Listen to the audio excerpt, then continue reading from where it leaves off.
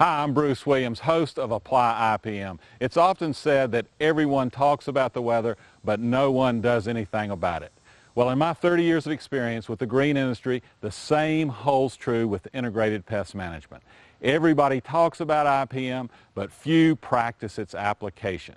I invite you to join me for the next few minutes and discover techniques that will allow you to develop and utilize a comprehensive IPM program to fit your client's needs.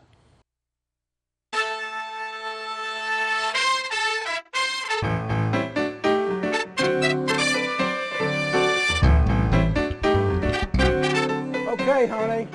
Okay, I'm going out to your yard right now and see if those brown spots are getting any worse. Darn, I think she's right.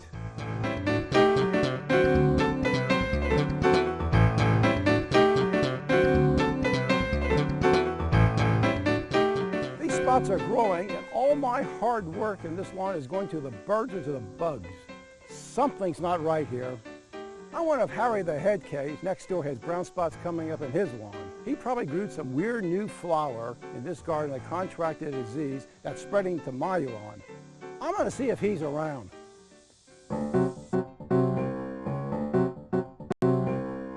Harry! Hey, Harry.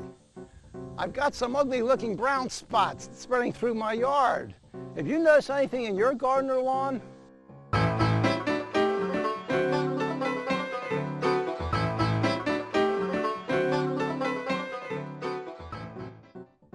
Do you notice all these brown spots I have, these ugly little brown spots over here in my yard? Well, what do you think caused that? You must have some kind of bugs or some kind of disease that came over to my yard that caused these brown spots. If you will notice, the brown spots are near our property line. I never had these before. Smith! You gotta be out of your mind. I've been using the same head case family secret recipe that kills everything in its way for years. And it makes my yard look so beautiful and green, you would have thought I painted it that way. You use some of this, your green grass will look just like mine. Look at the mess you have over there. Mess? It's no mess. I don't care. It's green. It's green. It's St. Patty's Day every day. I'm telling you, we got green weeds, we got green slime, green sludge, green turf. Everything is green. I've been growing the same green lawn for the past 10 years. And I've never even had this much of an inchworm take one bite out of a leaf. Once I spray the old family recipe on everything I got, bye-bye inchworms, bye-bye buggies, bye-bye. This stuff is so strong it even keeps my wife out of my hair for at least 3 weeks. Now, if I can only get it to hibernate all winter, then we got it made. That's wonderful, but it still doesn't solve my problem with my brown spots. Smith, what are you all riled up about? So you got some brown spots over here, some over there, some back there. You got it all over the place, but what you need is to use this family recipe, and I'm telling you, you won't be flipping over anything else for anything. Now listen, my friend, if you're blaming me because of my garden and your spots, don't go that route. I'm sorry, Harry. I'm not trying to accuse you of anything. I'm sure your old recipe works fine just for you. However, my wife just told me about this integrated pest management. Integrated pest management? Yeah, she heard it from a friend of hers, and I think I'm going to give her a call and check this thing out to get rid of these brown spots. You don't need integrated pest management. You need the head case family kills everything in its way secret recipe. Don't you blame me on anything else. We'll see what happens. Well, I'll tell you. I'm going to bury you with those brown spots. All right. Okay, let's look under lawns, laundry equipment, oh yes, lawn maintenance. And wow, look at how many there are. And how am I going to figure out which of these companies can get rid of my brown spots without costing me a fortune or changing the whole ecology here? Here's Pest Elimination Professionals.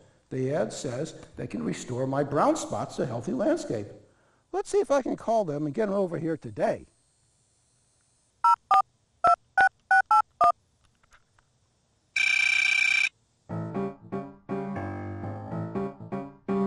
Hi, Mr. Smith. I'm Pete from Pest Elimination Professionals. We spoke on the phone.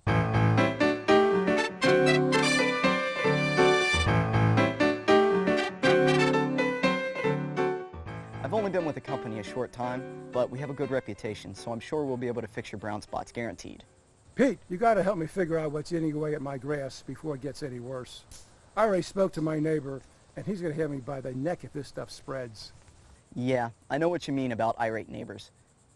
I'll tell you what, let me take a closer look at the yard, get some samples, take them back to my boss. He knows a lot about this stuff.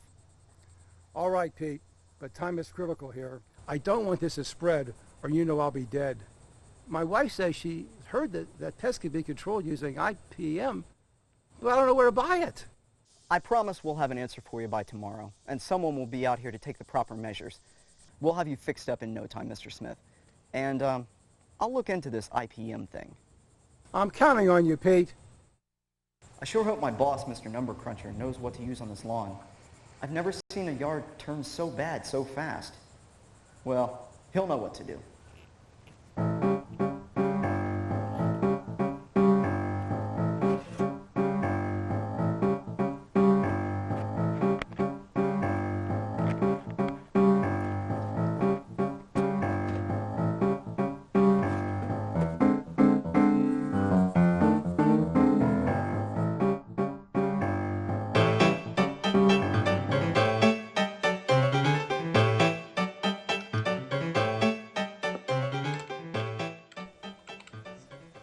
You know, Mr. Number Cruncher, I've been getting a lot of complaints from customers recently that our current strategy of getting rid of pests isn't working as well as it used to.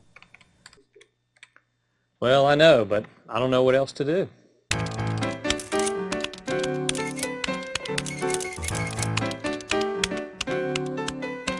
Someone mentioned to me IPM. Have you heard of that? IP what? IPM, Integrated Pest Management. Well, no, I haven't heard about it. What is it? And more importantly, will it make us more money? I'm not sure, but I'm going to find out. Maybe IPM is what we need to start using. The three goals of pest control are prevention, suppression, and eradication. Prevention is keeping pests from becoming a problem. If prevention is successful, no further pest control strategy is needed. Once pests are identified, suppression is used to reduce pest populations to acceptable levels. Eradication is the destruction of the entire population of pests. In most situations, eradication is not feasible, economically practical, or recommended. Many pest control operators depend upon one or two methods to control pests, which can eventually result in poor pest control. For example, routine application of the same pesticide without other pest control strategies may result in pest resistance or pest control failure. Improved pest control, longer-term success, and greater profitability is more likely with a more diversified, common-sense approach pest control, like integrated pest management. I'm going to need help on this integrated pest management stuff. I need to pay a visit to Dr. Fungi at the local land-grant university. He's an expert.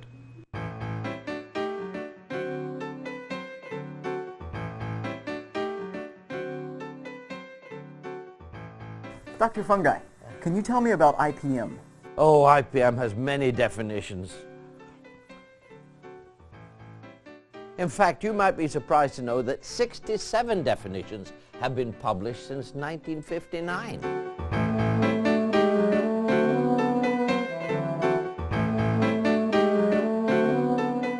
67? How is anyone ever supposed to decide? Where do I even begin to find out what works and what doesn't? In 1996, Congress defined integrated pest management, or IPM, as a sustainable approach to managing pests by combining biological, cultural, physical, and chemical tools in a way that minimizes economic, health, and environmental risk.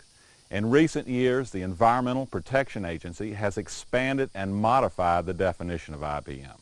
Regardless of which definition you use, all IPM methods have the following common aspects: pest identification, pest threshold levels, pest monitoring or pest damage assessment, control, and prevention.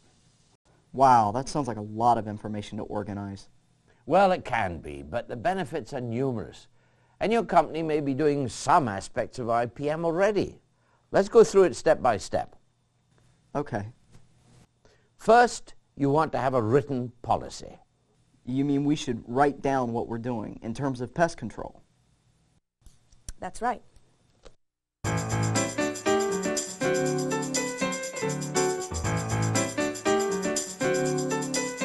The written policy should describe or list the company's overall pest control philosophy.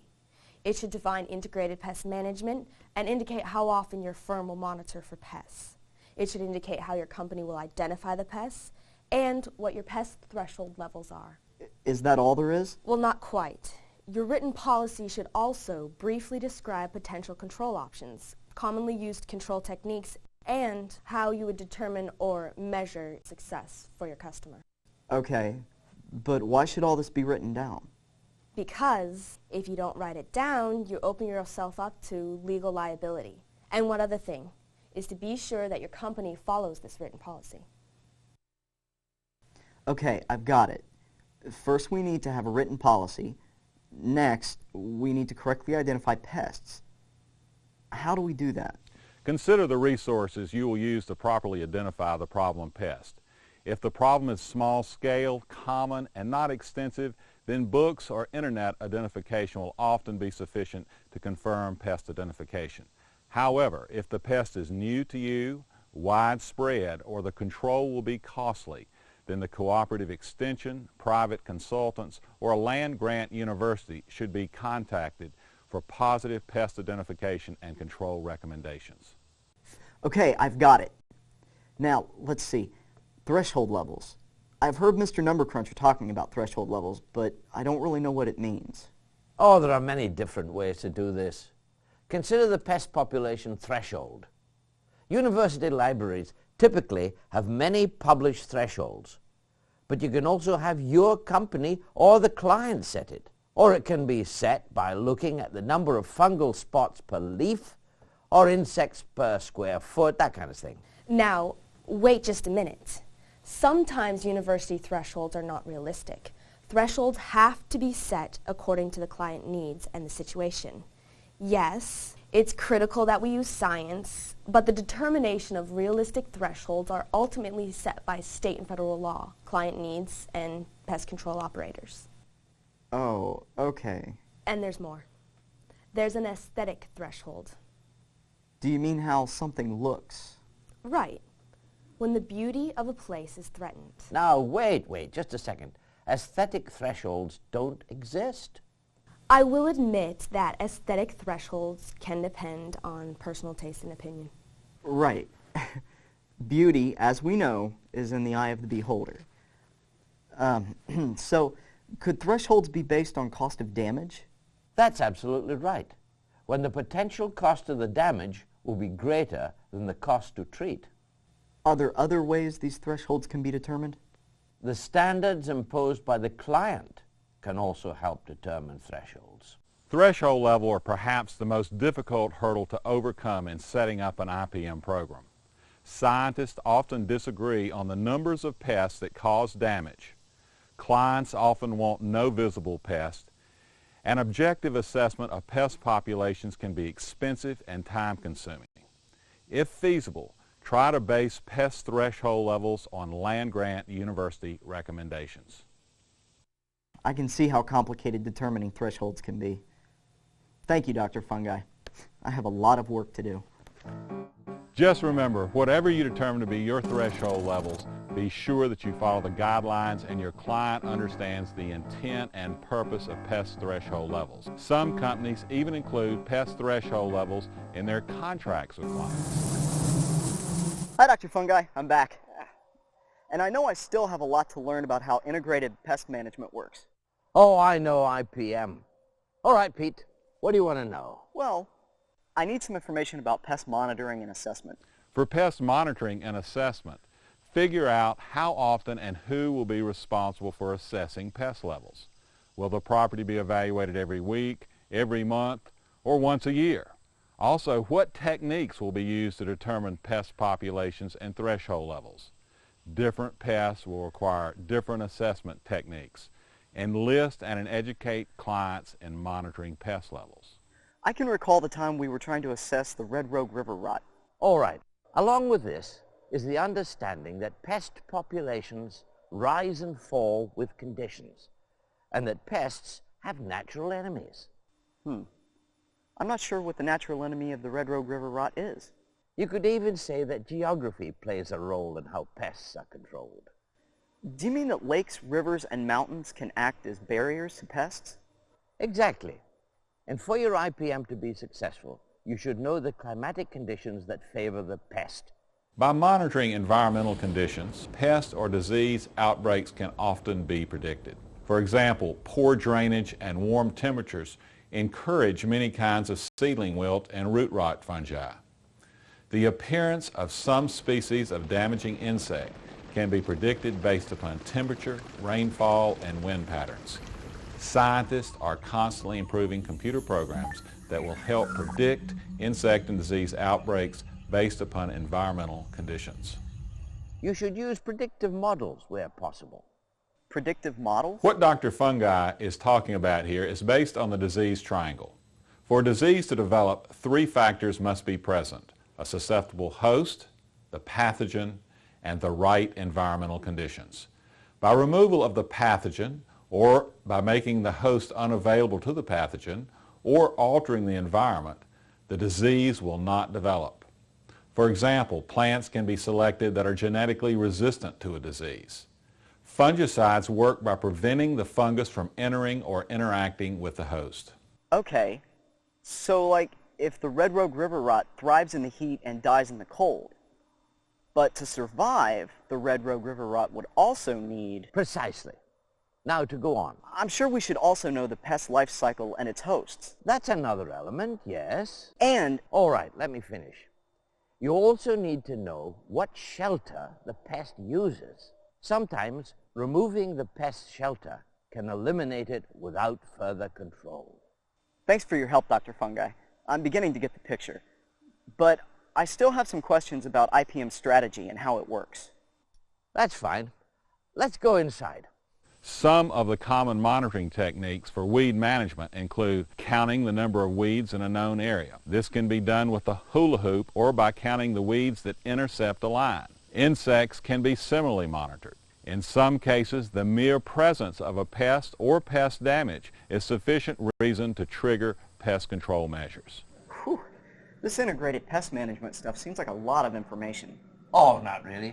It's just a systemized, recorded method your firm has of treating pests. Let's discuss applied controls. Okay. First, as you may know, some plants and animals have genetic resistance, and resistant hosts reduce pest populations. Well, that makes sense. There's also biological control. Oh, I know about that. That's using natural enemies like parasites, predators, and pathogens. Correct. And then there's cultural control. Cultural control? Cultural control methods are used to disrupt or reduce the pest population by altering the relationship with the pest. Oh, like rotating crops and pruning. Yes, and even changing planting times. And what comes next? Then, of course, there's mechanical control. And I'm sure you can guess what that involves. Using machines, devices, or other methods to control pests. Right. But also altering the environment in which the pest lives by environmental or mechanical means. Like using heat, light, and pest traps. Sure. And even a fly swatter would be an example. Of course, we also have sanitation. Let me guess. Picking up garbage, cleaning bird feeders, or vacuuming up and washing bedding. That's right. But other things too, like removing the pests and their source of food and shelter, using weed-free grass seed, and even decontaminating and cleaning lawnmowers for weed seed and fungal contamination. Wow, I never thought that my lawnmower would need decontaminating. The most obvious applied control is, of course, chemical. Right you are. Pesticides that are used to destroy pests, control their activity, and prevent them from doing damage. I sure have learned a lot today. Thanks, Dr. Fungi. Hi, Professor Greenleaf. I'm interested in integrated pest management for my company.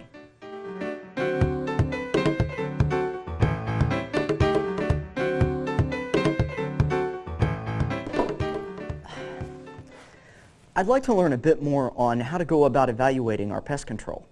I'm delighted your firm is interested in IPM. The fact that your company is instituting an IPM strategy shows that you understand the impact of pest control on our society. And I understand that it may help the environment and my company's profitability. And if the legal action does come up, well, your firm can show that it has a written policy. Right. I understand the importance of having the policy written down and making sure that everyone in the company follows it. Now, can we talk a bit on how to evaluate pest control? Well, first you have to monitor your pest control to assess whether it has worked. Using threshold levels, you need to determine if the pests were below the threshold levels and if in fact they're present at all. Okay, got it. So we can use a pesticide. Well, first, choose pesticides that leave a residue.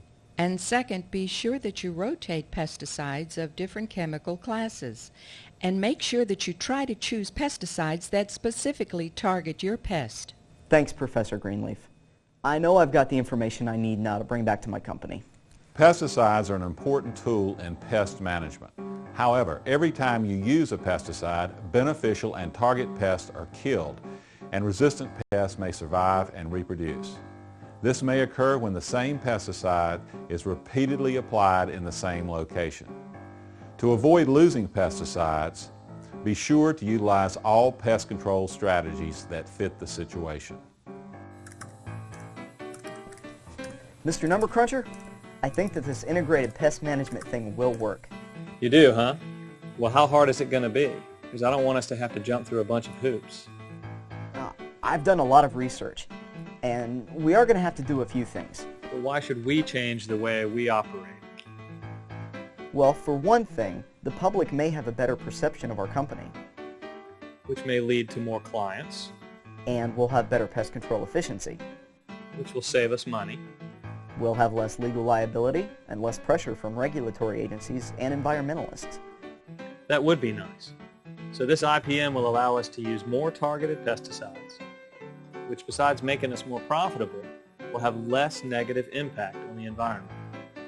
And by using smarter products, that would mean the chance of pest resistance is reduced. Right. Greater profitability, more environmentally friendly, better public image, better science. And reduced insurance costs. Right. And best of all, we'll have happier clients. You know, Pete, I'm beginning to like this idea. Let's start working on our integrated pest management plan right away. IPM is a pest management strategy that seeks to balance the benefits of pest control with environmental quality and public health. A good IPM program will take advantage of all appropriate pest control options.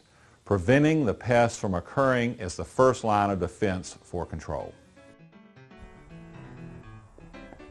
Thank you for meeting with me, Mr. Smith. You have a very unusual pest. It's the yellow fuzzy flower flasher. Typically, we don't see pests until the grass is growing, but the yellow fuzzy flower flasher is actually eating the grass in the dormant stage. Anyway, I can see that the first spray didn't get the job done. Well, it reappeared a day or two after the lawn was treated the first time. I understand. I'll figure out what happened and we'll take care of this. As a qualified pest control operator, Pete knows there may be many causes for pest control failure. Let's follow Pete as he figures out what went wrong with the yellow fuzzy flower flasher. Let's see now. Here are the Smith's records. Let's go through and make sure that we completed each step and process correctly. I know that pest resistance may be a problem, but I need to rule out other possibilities before I just assume pest resistance. Did we correctly identify the pests? Well, we used the internet, our reference books on local pests, and I even called our local expert who identified the pest as the yellow fuzzy flower flasher. Because this was a fairly small job, Pete used the proper resources to research and identify the insect. If the job were bigger, say for a golf course, then Pete should collect and send samples to the land-grant university, extension, or he may even wish to consult with a private firm which would give him a diagnosis in writing. Well, we correctly identified the pest. Did we use the right product and the right dosage? Incorrect dosage of a pesticide could be to blame. If the correct rate is not used, there may be a problem in terms of pest control. Valuable time and money are wasted when inappropriate product is applied or when a product is misapplied. Follow label directions for pesticide application rates and use. The label is the law. We identified the pest correctly. And we applied the right pesticide in the right amount. Well, what's next? Did we use the correct control strategy? Well, let's see now. The yellow fuzzy flower flasher. Understanding what conditions are the right ones to apply the pesticide is important to your overall pest control strategy. A poor control strategy is when applicators apply a pesticide at a time when it won't kill the pest. In addition to wasting time and money, using an incorrect control strategy can expose the pesticide control operator to civil, personal, and legal liability. Of course, failing to eradicate the pest that the homeowner is paying you to eradicate will also result in unhappy customers. Yep, it says right here that the pesticide should be applied on a sunny day when the wind is less than 5 miles per hour. See, I did that. What else could it be? We made sure that the pest was present, that the environmental conditions were correct, that we used the correct pesticide in the right amount. So what could it be? Did I give the homeowner the instruction sheet about watering? I remember telling Mr. Smith to turn off the sprinkler system. For pest control strategy to be effective as possible, make sure that you educate your customers. Cooperation between you and your customers means a greater likelihood of success. Hello, Mr. Smith. I went back through our records and we've done everything by the book. We correctly identified the pest. We used the right product in the correct amount. We used the correct control strategy. We ensured the environmental conditions were appropriate. What we'll do is retreat the lawn. If the problem persists, we'll send a sample of the yellow fuzzy flower flasher to the land-grant university for identification. Other than that, we let the product dry thoroughly.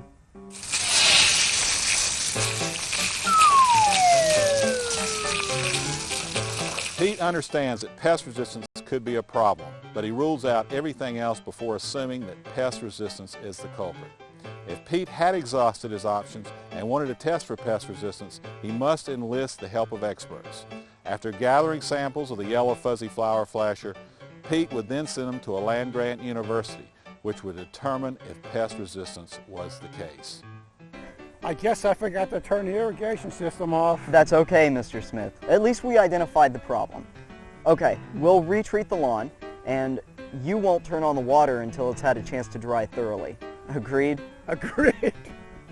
I think that if we work together, you're going to have the healthiest lawn on the block.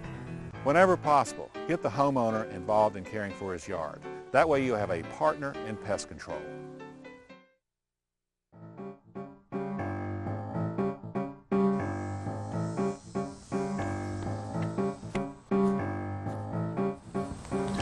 Smith! You must have raided my garage to get the family secret recipe. My God, this looks great. You must have mortgaged your mother-in-law to get this. Not at all, Harry. Pete from the Pest Elimination Professionals has been able to use IPM to get rid of the pesky, fuzzy flower flasher that was causing all my problems. Pesky, fuzzy flower flasher? Smith, you're out of your mind. The sun got to your chrome dome. These guys sold you all the tea in China and you went and bought it all. No, Harry. Pete found out how well IPM works after he checked it out for his company, and they use it on my lawn. Look, Smith, nothing works better than the old family recipe. Sure, once in a while you got to modify it, give it a little bit more juice, but it still keeps the mother-in-law and the wife off the grass, if you know what I mean. I've seen your garden too, Harry, and the flowers are still awfully small. Nah, they're supposed to be small. It's the midget variety, and it's all because of this. Well, Harry, I'm going to stick with my IPM program and watch. You'll see my garden and my yard get even better. Yeah, well, look, I can't believe I'm saying this, but your stuff might work better than my stuff. I might, as a matter of fact, have to mix some of that IPM stuff in here to make that family head case recipe work a little bit better. Finally, you came up with an idea that might work. Maybe there's something under that chrome dome. Now, listen, not for nothing, but go ahead and get back to your little sprinklers, your wheelbarrows, all your little garden things that you do. You do it so good. You really do. In all seriousness, the beauty of our environment and even our own lives and health are dependent on proper pest management. I encourage you to put these integrated pest management lessons into action and apply IPM.